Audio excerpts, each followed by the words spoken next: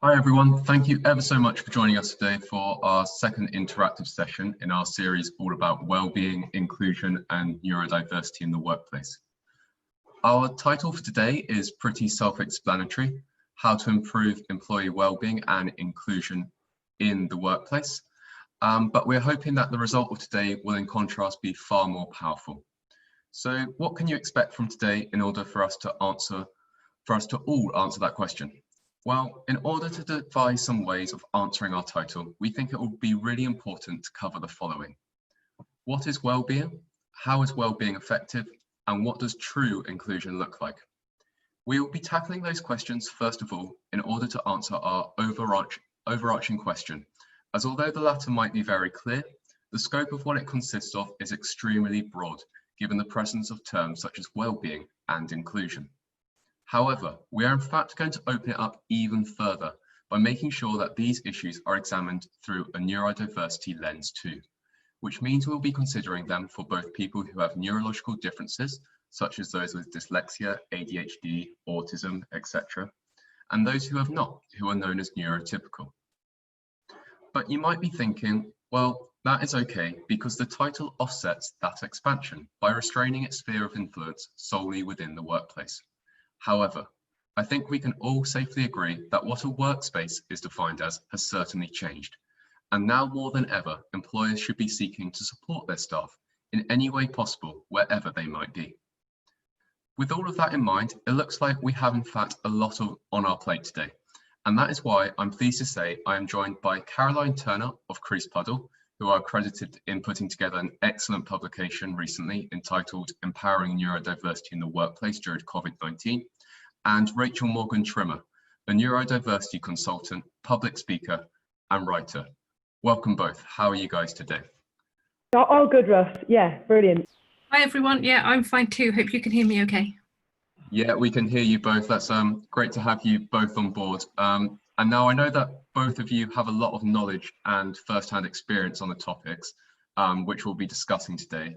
So in addition to talking about them and sharing ideas, we're going to throw in another challenge, which you might like, you might not, but we'll see how it goes. But basically, as you can see, and hopefully our audience can currently see on my screen, is that in preparation for today, our audience has added to our collaborative mind map some of their thoughts on inclusion and well-being. And the challenge we're going to put to you today is to try and cover every single branch on this map in some shape or form with what you've got to say today. And then it will be down to our audience, as they are today's judges effectively, to press on any of the branches like I'm doing now, if they believe that it's been touched upon in our discussion, and then select the thumbs up button so that a member of our team can turn that branch green to show that we've spoken about it. So just to clarify to our audience quickly on how they can do this, they simply need to log into their free Ayoa account, open this public mind map, which you're seeing on your screen now, the link for which was sent in an email to all attendees, so hopefully they'll have it. And then to give a thumbs up on a branch which has been covered, they just have to click onto it and then press the thumbs up icon here. Also, today's discussion will hopefully prompt more thoughts and ideas, which we'd love to hear. So if that is the case and you would like to share something extra as we're going through, please just click on any branch like I've done now, click on the green plus, and then that will allow you, a member of the audience, to type in your thought, and you can just press on the blank space and that will confirm that your contribution has been added to today. So that will be great to see as we're going forward. I'll just get rid of them for now, but that's how everyone else can engage as we go through the session. So that is how our audience will hopefully be making today even better. And the aim at the end of today is for this whole map to be green. So hopefully you're both up for the challenge, but to get things started quickly then and try to do exactly that, the first question we've got today, which we're going to hope is going to answer our title, is going to be, what is well-being? Because we talk about it quite a lot, Caroline, but if you were to give a 2-minute overview of what well-being actually is, how would you summarize it? Yeah, so well-being is very much about, certainly a lot broader than people think. People think often when you talk to them about well-being that it's a moment-to-moment happiness, and actually we know it's not that. Albeit it does include happiness, it also includes things like life satisfaction and your sense of purpose and how you overall evaluate your life.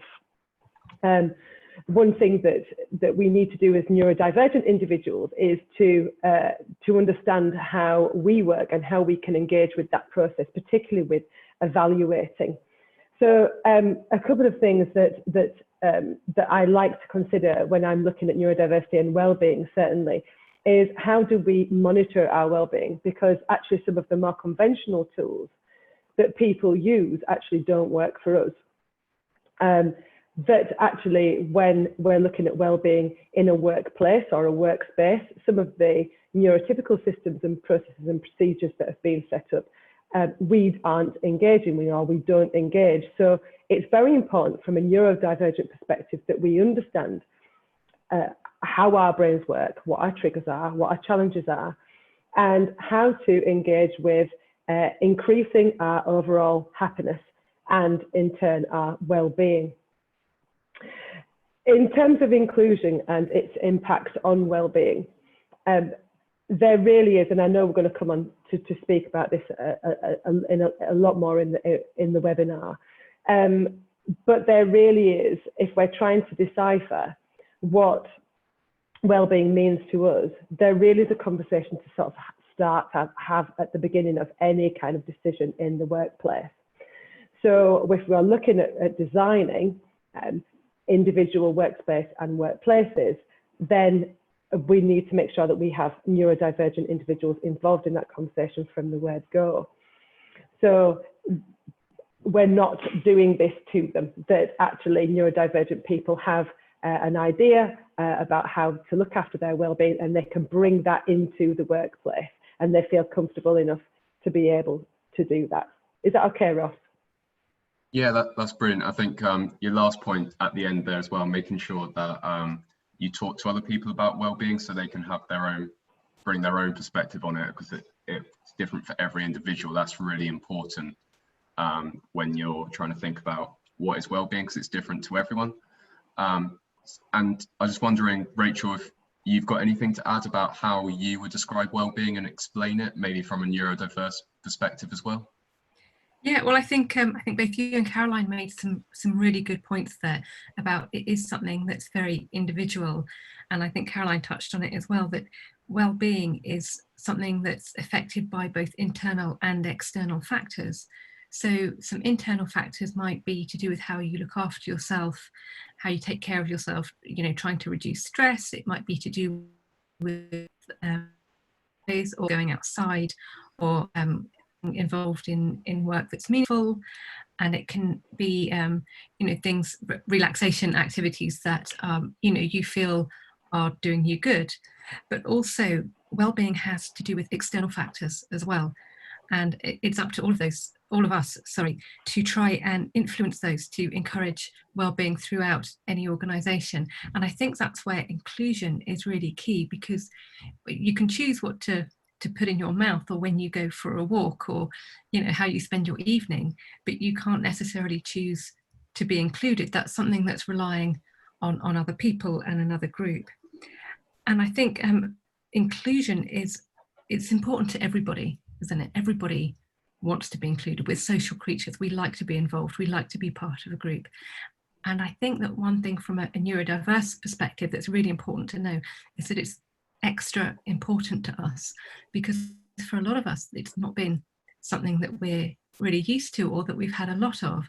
A lot of us are have a lot of experience of being excluded from groups, or just sort of left on the sidelines, because we don't behave the same way as other people, we don't think the same way as other people, and we don't communicate like other people. So I think it's really important that we recognise that well-being and inclusion are important to everybody, but being inclusive to neurodiverse people has an extra positive impact on us. Yeah, 100%, Rachel. So you picked up there and really emphasised upon how external factors can impact well-being, and that's also comes from being included, because although it is an internal thing, how the world around you treats you, which is obviously external to yourself, will have a massive impact. So it seems like we stumbled upon a great insight there, as despite being well-being internal to every individual, and thus heavily related to neurodiversity with how our minds work, it's pretty safe to say that it's also affected by external factors and actions which are taken not just by yourself but other people too, that can have a knock-on effect. And I guess that neatly leads us on to inclusion, as I believe on a very basic level, but nevertheless still a valuable one. Inclusion could be defined tangibly through numbers. For example, are people such as yourself included and represented? Are you present, basically, at the end of the day? And whether that is answered with a yes or a no, it will be recognized by yourself. It's something external of yourself, which you'll literally be able to see. And that can affect your well-being, like you both briefly touched upon. So I guess we could call that inclusion via representation. And would you say, Caroline, that inclusion via representation can therefore have an impact upon someone's well-being?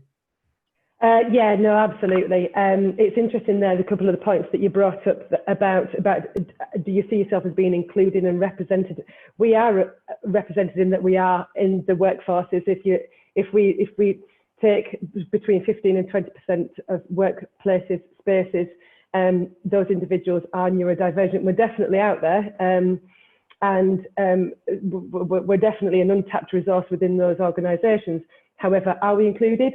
Probably not, but it's a very complex reason why we're not included.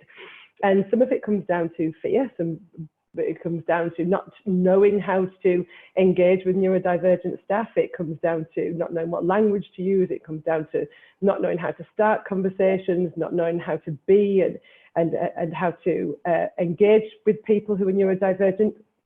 And I think that's why conversations like this are so very, very important. I think that certainly if we can include people and we can start engage them within that conversation, it has a knock-on effect on the bottom line. We know that within the organisations that we work with, that if you can engage neurodivergent staff within conversations around well-being, or just make sure that yes, they are represented, but fully represented within decision making, then that increases the well-being, but also increases great things like loyalty and their commitment to the organisation has a direct result on positivity and productivity within the organisation. We've seen this firsthand. We see it every time we go into an organisation. As soon as we can start having those open conversations, when we can get all that fear, myth, legend out onto the table and have a discussion about that, then really great things can happen. And we'll have conversations with managers, and they'll say, do you know what? It's made me a better manager because I've had to look at how I communicate. I've become a lot more satisfied as being a manager because it's grown me in this area. It gives people a talking point. It really helps to focus people, and people find it very interesting. And what we don't want is we don't want to have this statistic at the moment around dying by suicide and self-harm, which we know is more prevalent within the neurodivergent community. So when we're looking at all those wellbeing strategies and policies, actually we need to be including people from the beginning so that they don't think that it's something done to them without them. Yeah, 100%. Like the ability to improve inclusion for everyone, even if it's not a group which you immediately identify with, it's just opening up conversations, and it sort of has a ripple effect of bringing people closer together, and in turn that will improve everyone's well-being via increased inclusion for everyone. So it's definitely something which we should undeniably push forward. But Rachel, I was wondering if you also had some thoughts about inclusion via representation, whilst also considering it alongside maybe true inclusion, so not just representation via or inclusion, sorry, via numbers. Yeah, I think that's a really good point, because we know that neurodiversity is a really hot topic now, and we find a lot of people wanting to talk about it and wanting to show that they're inclusive. But it's not just a PR exercise. It's not just being able to tag something on social media with diversity and inclusion, and it's not just about making up the numbers. It's not enough just to have a few neurodiverse people in your organization, because what inclusion really means is actually being involved. And that means, I like the door analogy. So accessibility is opening the door, and inclusion is inviting somebody through it. So it's ensuring all the different people in your organization have a seat at the table. They have the opportunity to speak, and their voices are heard, and they're heard honestly and with an open mind. Because one thing that I do hear from neurodiverse people that I work with, particularly dyslexics, is that they can do all this great work because of their neurodiverse conditions. Neurodiverse people are more productive than neurotypicals, and we learn faster as well. And they do all that, and yet they're still criticised because they don't fit in. And for a dyslexic, for example, they might be criticised for making spelling mistakes in a report that's taken them 2 hours, which would take anyone else a whole day. So we're seeing that it's not just about being included, but it's about looking at the whole person, and it's about adapting to those challenges, or not focusing on the things that we do have challenges with, because all neurodiverse people do have their own specific challenges, but looking at that whole person, seeing what they bring to the workplace, seeing all that good stuff that they bring. Because when you harness talents of people like me and other neurodiverse people, you find we develop confidence, and then we can do our best work. Yeah, that's a really good point about how the inclusion thing, part of it is to make sure that people have that basically that community feeling of properly being included, not forced inclusion, being welcomed, and even though their skills might be acknowledged, that they're accepted too. I think that door analogy you used was a very prominent one, which probably resonates with a lot of people.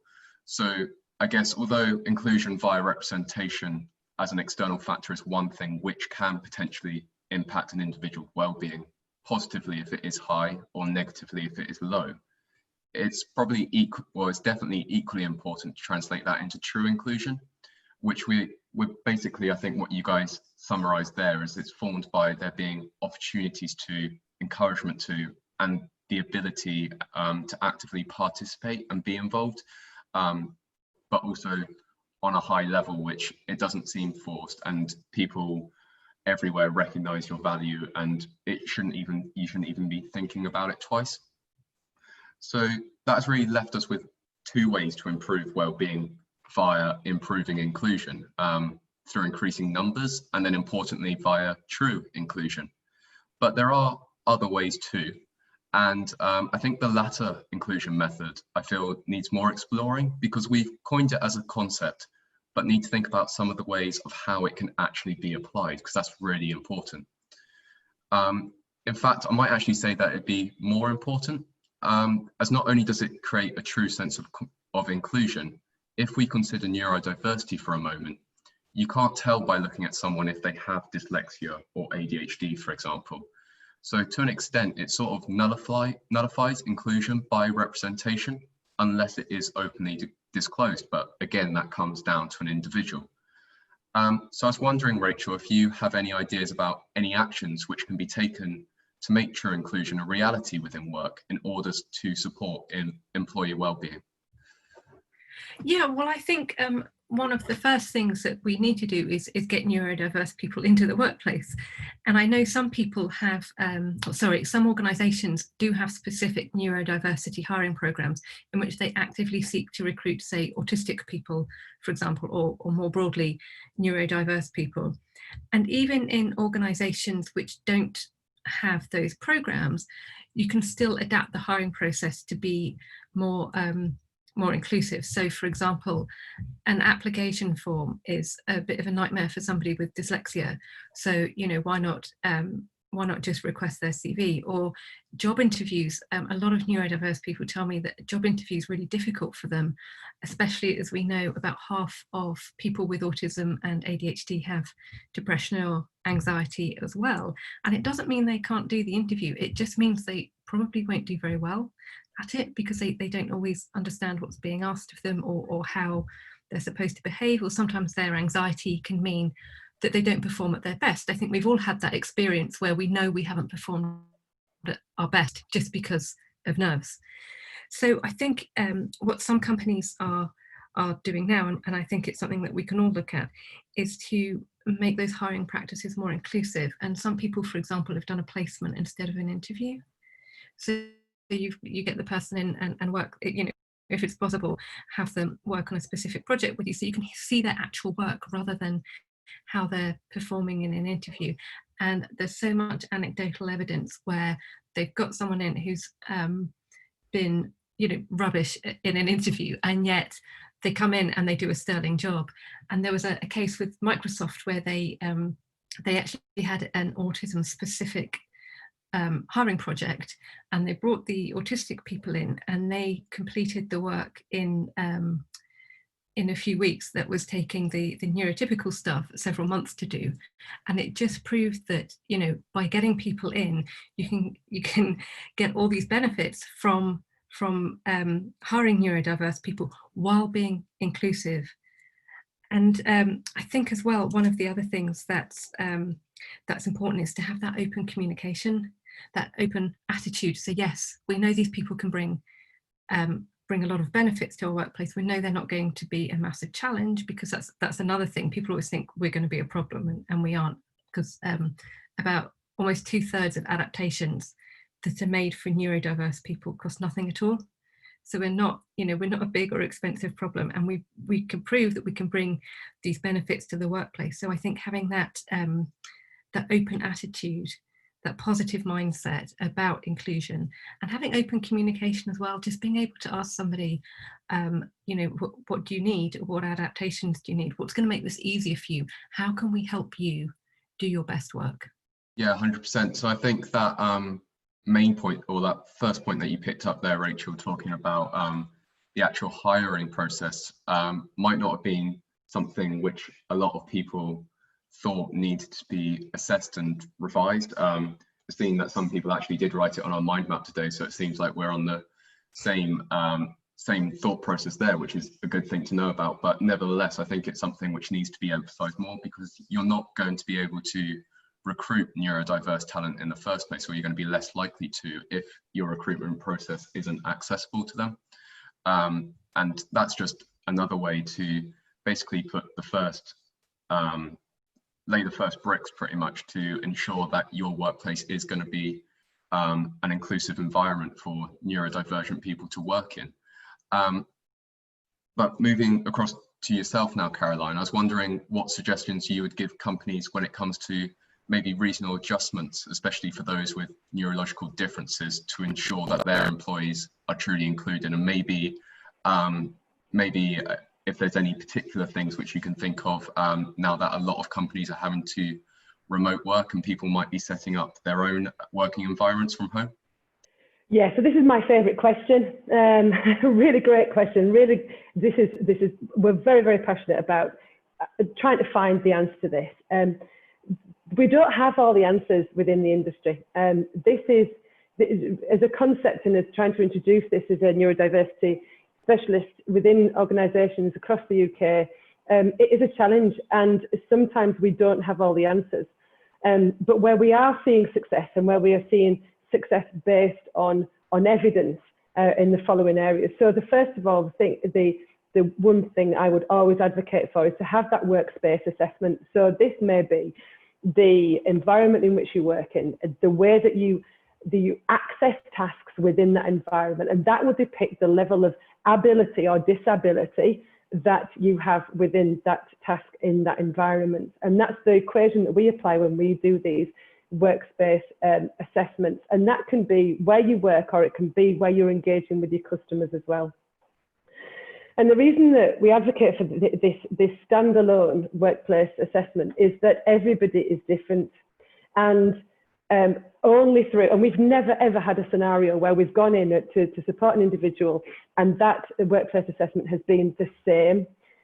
So it is really about listening to that individual and understanding it from their perspective and believing it from their perspective, because as you know, we can't always see these challenges that individuals have.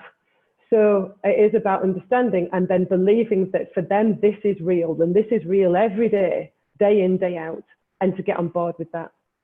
There's something called Passport that we advocate for as well. So this is an agreement, maybe official or otherwise, between the individual and the organisation. And there's lots of companies that are now advocating for Passport. We've been running it for the past 3 years. It's just great, and it's very simple, and it's pretty much free. As Rachel already said, a lot of this stuff is just about you knowing about it, and then you can engage with it, and it doesn't have to cost the earth. And then it's about evaluating that process. What did we learn? And this is what we're constantly on now, this treadmill of learning. What works? What doesn't work? What do we have to do to change culture, to empower and instigate conversations? What actually do companies want when they want to engage with this agenda, and how do they do that? Well, we look at it from 3 different elements. And the first one, as Rachel has already picked up, is recruitment, and starting right from the beginning of what does that job look like? And there's a great guy called Andrew McGaskill on LinkedIn who didn't start out his journey in relation to neurodiversity, but everything that he put on LinkedIn was really great about calling out the recruitment process, that we've got this rather bizarre process that has a limited success rate. And it is about actually selecting what it is about that role that somebody can engage with. So right from the start, great recruitment policies. And being on the front foot when a grievance is raised. So this is about, if a grievance or a challenge is raised within an organisation, not jumping onto the back foot, not getting defensive, but actually engaging with that and saying, really, do we really discriminate? Are we being that unfair? Are we actually contravening the Equality Act? What is it about that? What can we do differently? And in terms of case studies, we worked with a very large organisation in the Southwest just recently, where we looked at their promotion system off the back of a grievance that was raised. And we've restructured their entire promotion process, which is now fairer for everybody. And the individual has gone through that and has absolutely gone through with flying colours.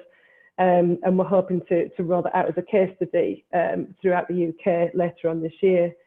But it is about engaging with those grievances that get raised and not trying to just defend. Because you know what? No one's born with this knowledge, and we've got to be able to hold each other's hands and say, what is it that we know? What is it that we don't know about this? The other element of it is retention. How do we keep people there once we've got them there? So for us, one of the great ways that we've seen this happen is about staff associations with some clear boundaries, some budgets attached, and engaging with that brilliant resource in a very structured manner. And then the third is about promotion, because actually it's not just about getting the people into the organisation, and it's not just keeping them there, but it's about promoting them into positions where actually they can have a direct influence on the work that's being done and the direction of the company and the strategic overall vision. And assistive tech, we're looking at a mind map. I can't encourage people enough to find out what is available on your own computer and to look at what is available in terms of assistive tech. All our workplace assessments, we always consider assistive tech, and something like this, the mind pad from Ayoa is just great. It's got some great visuals. It's using simple colours. In fact, I spoke to somebody only last week. You'll back me up on this, Ross, because I've linked you in with him. But he's been using Ayoa for years and years and years and years and years. He's autistic, and it really allows him to engage with his community and with his work. And it's just been, and it's timeless. So he was in his 70s and absolutely loving this. So it is about keeping an open mind and not being afraid to learn and develop and seek out new solutions.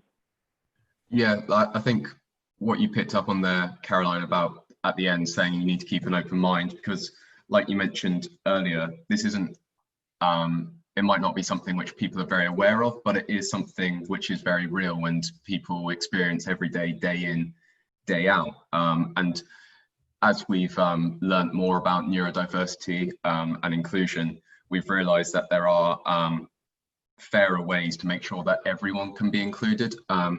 And like you mentioned, there's different ways of like reorganizing your company with the structural and like promotion within your company to ensure that people feel valued and you can have open conversations with them. But then also, you also mentioned about assistive technology, which is like what all of you guys are seeing here.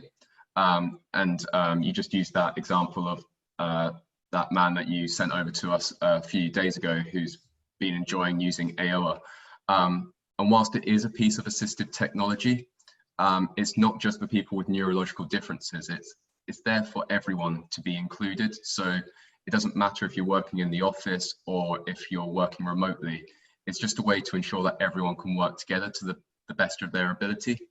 And as everyone's seen here today, we've got mind maps, which are a massive part of Ayoa. And they're really the foundation of how we came to be an accredited piece of assistive software, because this visual way of working, it's not very traditional, whether it be if you're a student or if you're in a professional workplace. But although it is a different format, it means that there's less of a reliance on words. It abandons linear documents, and its visual cues and stimuli are in fact proven to allow our minds to better receive and remember information. So it might be a step away from the status quo, but for a lot of people, especially those with dyslexia, it's really beneficial for how they can work. And alongside people with dyslexia and other neurological differences, it can enhance the working of their colleagues too. Another great element of it is how colourful it is. So it's quite appealing to people with ADHD. And throughout, we're using a dyslexia-friendly text. So like I said, these considerations are in no way detrimental to neurotypical workers. They just benefit neurodivergent people, and as a result, everyone else alongside them. But I know we've just been focusing on this screen here within our mind map, but the emphasis upon inclusion in Ayoa also transcends to its task and project management section too. Because if I show you just quickly what it looks like to show you what we're trying to do to help the neurodivergent community, is we've got a very traditional project management style here in a linear list, but people can also switch to something far more visual if they so wish, like this one here, or they can move on to a time-orientated Gantt timeline. The main thing is that we're trying to be as flexible as possible whilst enabling everyone to work together. And I think that's really the point which Caroline picked up on saying that you just need to have conversations with people and find the best way to work with them so that they can be included. And as a result, like Rachel said, that will have a ripple effect and it'll be beneficial to everyone else.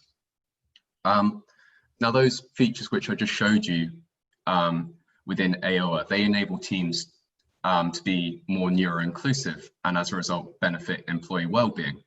But there's also ways to enhance well-being without just being reliant upon improving inclusion.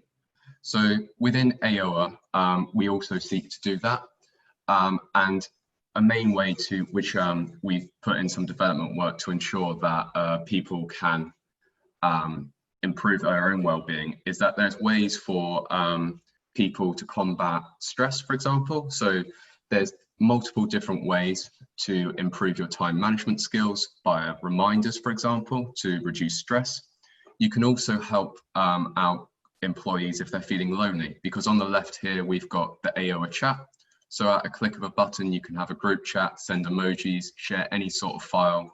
And a new development coming very soon will be to hop straight into a video call so you can see your colleagues face to face.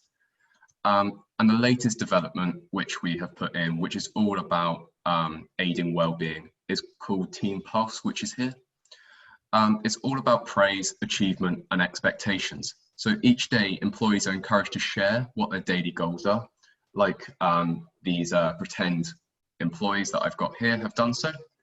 And as a result, others can know how available they are. So they know if they should really be pestering them and just to manage their expectations. And they can also see what they're working on, which, even though they could be in different departments, could see them lend a supportive hand if they have some knowledge on the subject. And you can also personally use it for reflection to witness how much you have achieved. So there are just a few ways in which Ayoa, as a piece of assistive technology, can help with neuroinclusivity and well-being. But in fact, there is loads more within it. And I guess that really moves us now towards looking at well-being when it's not really linked to inclusion, and how we can just improve it via individual practices. Not that we are discounting the importance of inclusion, of course, but just so we can open it up more and explore some additional employee well-being methods. So I was wondering if, off the top of your head, Rachel, you have anything which you would advise and encourage people and companies alike to consider in an attempt to improve employee well-being? Yeah, well, I think there's lots of things that people can do, and one useful thing for companies to do for neurodiverse individuals is to help them find out what those things are, because we talked about, you know, adaptations and looking after ourselves and so on, but not all neurodiverse people are particularly self-aware, especially those of us who were diagnosed quite late in life. We don't always know what we need, and it's helpful if an organisation, say, has one autistic person and has made adaptations for them, and then says to the next one who comes in, you know, you're working from home, are you making sure that you've got enough sunlight? Because light sensitivity is one of the very common characteristics of autism, particularly with office lights. It's less of an issue at home, but simply moving your desk in front of the window, which is a very simple thing to do, and you can do it at the workplace, but also encouraging people to do that at home as well, so you're getting, you know, enough natural light and you're seeing nature, and encouraging staff to go for a walk at lunchtime. You know, if you see somebody's been at work and online for a while, encouraging them to go out, take a walk, clear their head, and come back to it, especially if they're, say, working on a challenging problem. And things like helping them manage their stress and manage their time, like you were showing with the time management thing. That's really useful for people with ADHD, because we're rubbish at it for the most part. And anything that helps us, like you said, reduce stress, because if we've got someone or a tool or both helping us manage our time, then that reduces stress, because we're not having to worry too much about overrunning or spending too much time on one thing, or being late, which is very common in people with ADHD. And I think having that communication can really help, that I mentioned before, having that open communication. And that's not just, you know, a manager saying, have you gone for a walk today? Is your desk in front of the window?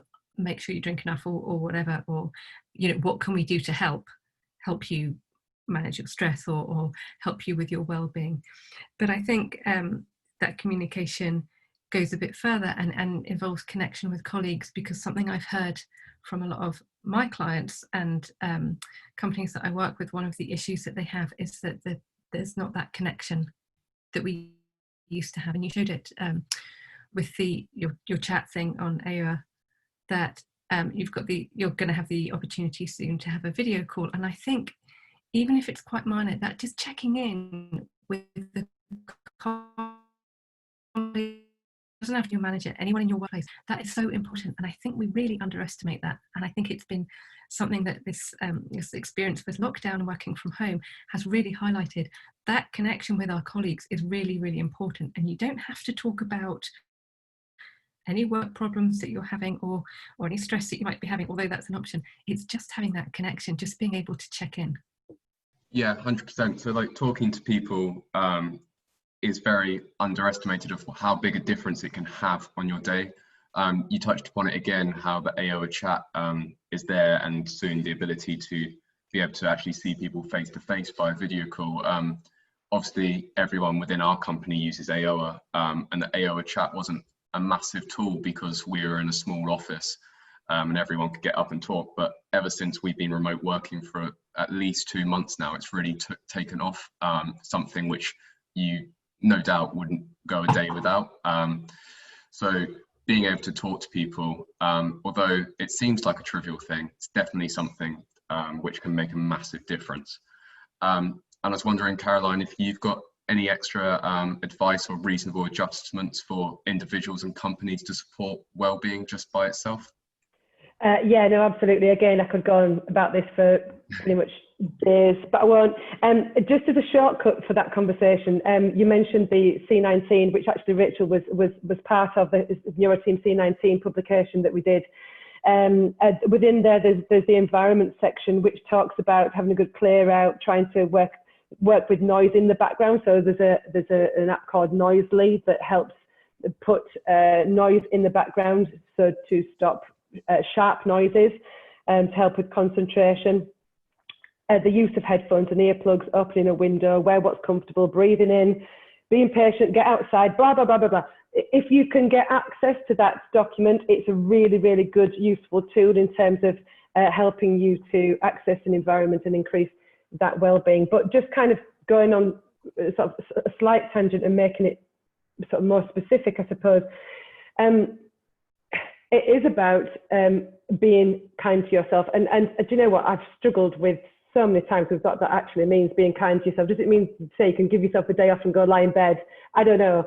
But I suppose it is about just forgiving yourself if you let things slip, and not thinking that actually you're going to be as productive, particularly with remote working, as you ordinarily might be.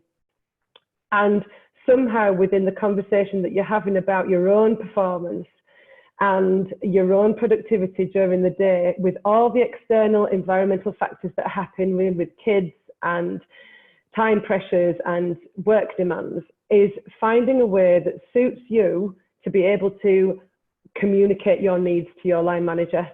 And that has a direct, we've seen that we've been doing workplace assessments remotely. We've found that has had a massive increase when actually, you know, if somebody's saying, well, they're being really off on emails to me, they're being, you know, really direct, and you know, I don't appreciate I'm being spoken to. Actually, when the line manager then understands what's going on for that individual, it can really mean the difference between retaining that employee or otherwise.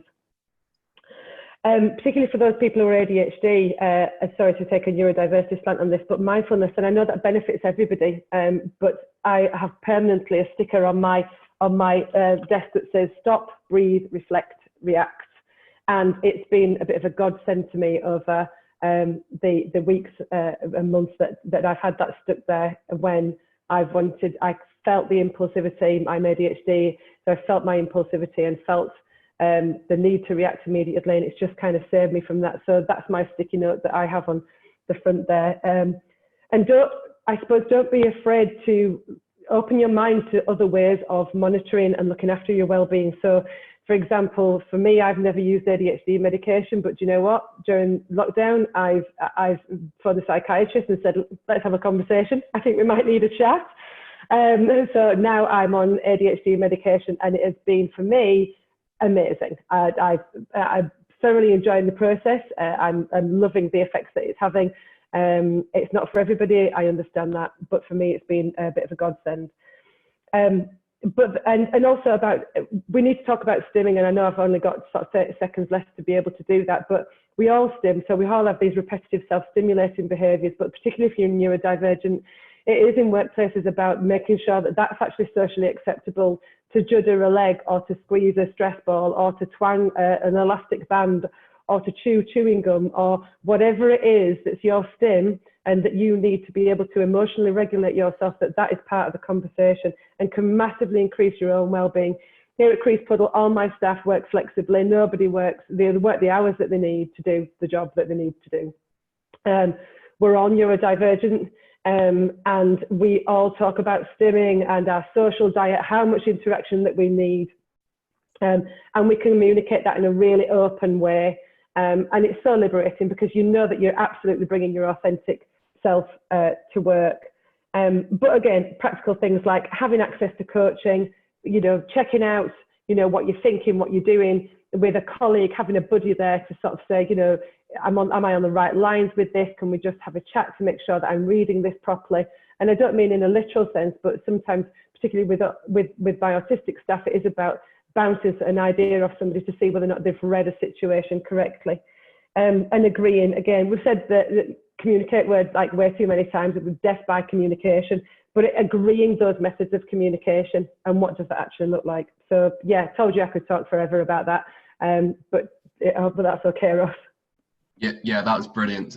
Thank you, Caroline. Like you say, I'm sure yourself and Rachel could talk about these topics for a lot longer because we've only briefly been able to touch upon them. But nevertheless, some really great advice there, especially upon the communication, I think, because in this sort of alien scenario, like you said, sometimes tonality doesn't come across as people would expect it to. Things get lost in interpretation, especially if it's a lot of written word, which can be difficult for people who have dyslexia. Just finding different ways to communicate and agreeing upon them is always going to be more beneficial in the long run, and actually extending that to how you work and implementing those changes into your whole work process. You don't just have to do it for one element, you should really stretch it out to encompass everything. Because like we mentioned earlier, the more it benefits some people within your team, the more it's going to be positive for your overall company. And another thing I think we should mention is that whilst you're trying to find out what new ways to support your employees with their well-being, if you can do it in a way which is neuro-inclusive and accessible to everyone so that everyone can be included in it, that just makes them even better. But like you said, I think really it's all about having conversations, and in time you'll be able to find better solutions. And unfortunately, with time sort of getting away from us, I think that draws us to the close of today's webinar. And I'm looking over today's mind map. The right side definitely looks very green. We've got a lot on the left as well. So I'm sure that's a green full of positivity, lots of thumbs up all about it. So hopefully that means we've covered a lot of what our audience was hoping to hear, and also given some extra insights which will lead to hopefully some positive changes coming about. Obviously, Caroline and Rachel, it's all been down to the pair of you. So I was just wondering if you'd like to finish off with sharing a final closing statement each about what we spoken today, so well-being, inclusion, and neurodiversity. And Rachel, is it okay if I come to you first, because we're speaking to Caroline a minute ago? Yeah, sure.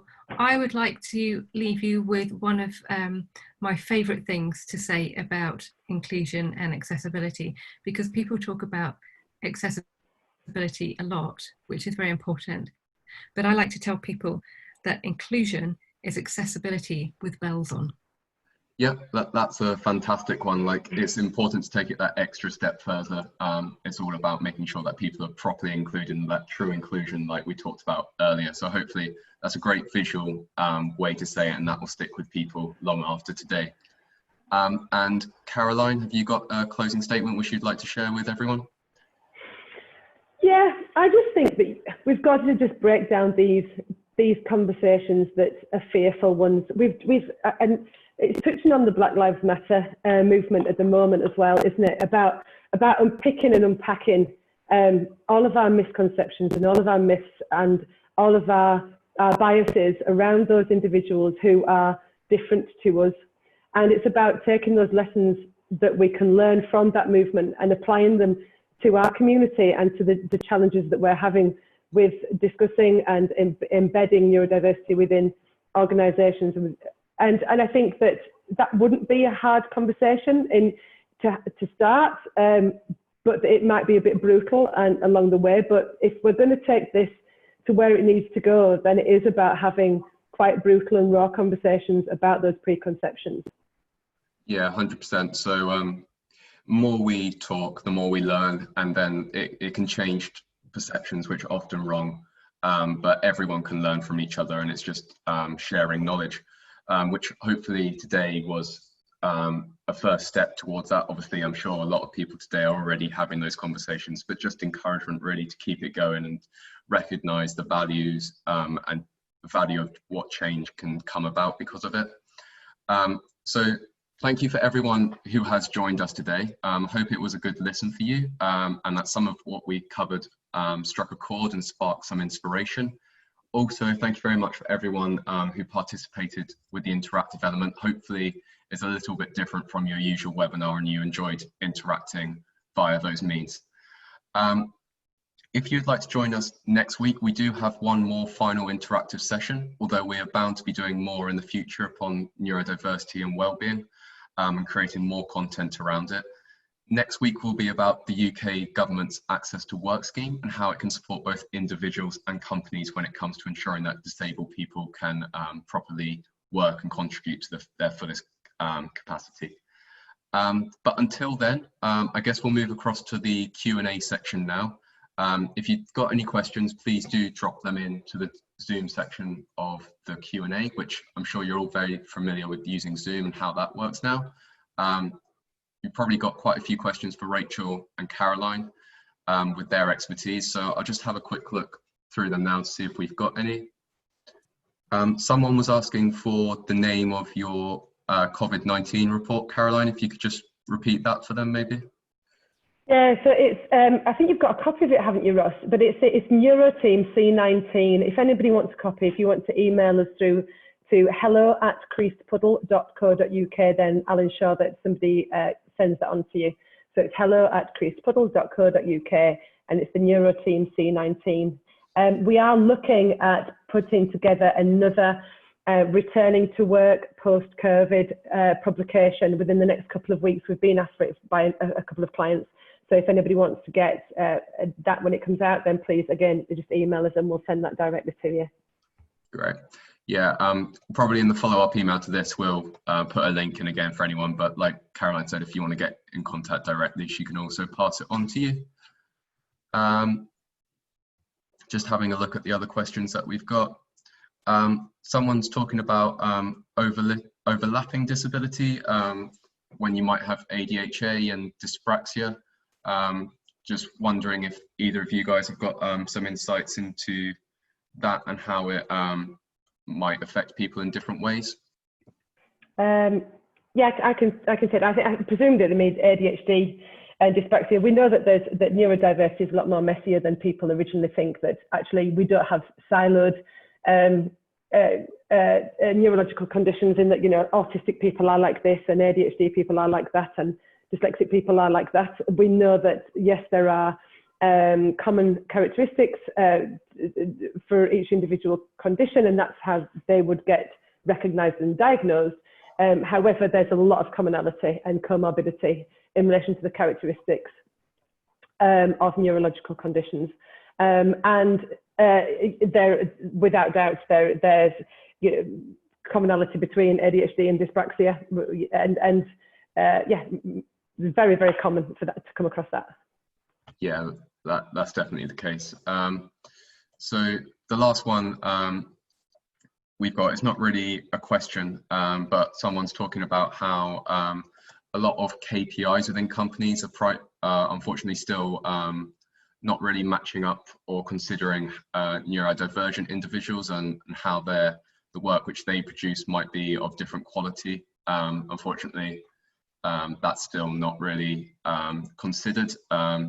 Do you guys have any advice? I don't know if you've come across this, it might be quite a big question, but do you have any sort of advice for companies to really assess what value neurodivergent individuals are bringing to the business and the work, instead of just using traditional KPIs? Well, I find that one way to get people on board with neurodiverse inclusion is just to give them the facts and the evidence. And I've mentioned already that neurodiverse people are 30 to 50% more productive than neurotypical people. Those figures come from JP Morgan Chase and the Harvard Business Review. And I'd also mention that case study with Microsoft where the autistic people learnt quicker.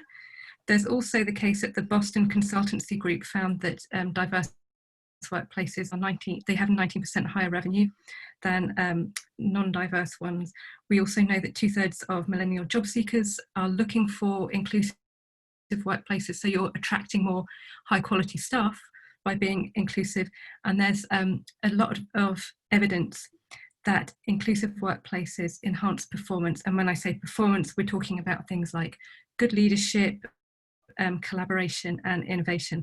And it also, inclusion reduces staff absence as well. And those figures are from, again, the Harvard Business Review, Talent Lift and Deloitte. So you've got a wealth of evidence to say that neurodiverse inclusion, it's not about being nice or being fluffy, although those are good things. You know, if all somebody cares about is money, then you've got no argument against that, because all the evidence is stacked towards showing that neurodiverse people are more productive and they have a positive impact on the bottom line. Some absolutely brilliant stats and insights there, Rachel. Thank you very much. We've actually got someone on the Q&A saying thank you for that data right now. really insightful. I feel like you could have used that as your closing statement as well. You sort of had two for us there, but both really hammering the point home. Someone's just asked if it would be possible to get hold of those references, which you just mentioned, and sources for themselves to use. I don't know, maybe we could put you in contact with them later on, and if you know where they are, you could send them over. Yeah, if they want to contact me, my website is sparkleclass.com, or they can get in touch with me on LinkedIn. My name is Rachel Morgan Trimmer. I'm the only one on LinkedIn. So yeah, if they want to get in touch, I can point them to that information, because I think that's, you know, it's really useful to be able to back up what we say with those facts, and have people look at that information for themselves. Can I come in there, Ross, as well, just to back up what Rachel's saying there? There are some challenges that need to be, there's some conversations that need to have about appraisals and about KPIs, especially when they're measured against things like communication and team working, and the fact that we use the wrong language, like outstanding, when it could just be satisfactory. So there are some challenges, a constant conversation with regards to the appraisal system generally, and a conversation that needs to be had. Yeah, 100%. Just thinking about the language that you're using, and just recognizing the true value of people and getting the most out of them in a way which best works for them. So hopefully that's definitely something which has come across today during the session and in the Q&A at the end. I'm just seeing if we have got any more questions which have been put in. For now, it looks like we've answered everyone's questions. But obviously, please do feel free to get in touch with us afterwards. I don't know, Caroline, if you've got any sort of email address which is best for people to contact you with. Yeah, like I said, for the C19 one, if that could be sent through to hello@creasedpuddle.co.uk, that would be awesome. If anybody needs anything directly from me, I would like to have a conversation. It's caroline@creasedpuddle.co.uk, or check out the website, which is obviously creasedpuddle.co.uk. That'd be nice to speak to you. Okay, and I'm guessing what you just mentioned a moment ago, Rachel, would be the best ways to get in contact with you. Yes, my website is sparkleclass.com, and I'm on LinkedIn as Rachel Morgan Trimmer, and I would love to chat because I've got ADHD, so I just love to talk. Okay, so yeah, thank you very much everyone for joining today. Lastly, if you would like to learn a bit more about our neuroinclusive collaborative digital workspace, Ayoa, my email address is rmcgee@ayoa.com, so that's rmcgee@ayoa.com, Ayoa spelled AYOA. But thank you very much for everyone for joining. And hopefully we'll be able to see you soon, maybe next week for our next interactive session. But I hope that today was enlightening and you'll take a lot out of it today. So thank you very much, everyone. Bye for now and stay safe. Bye.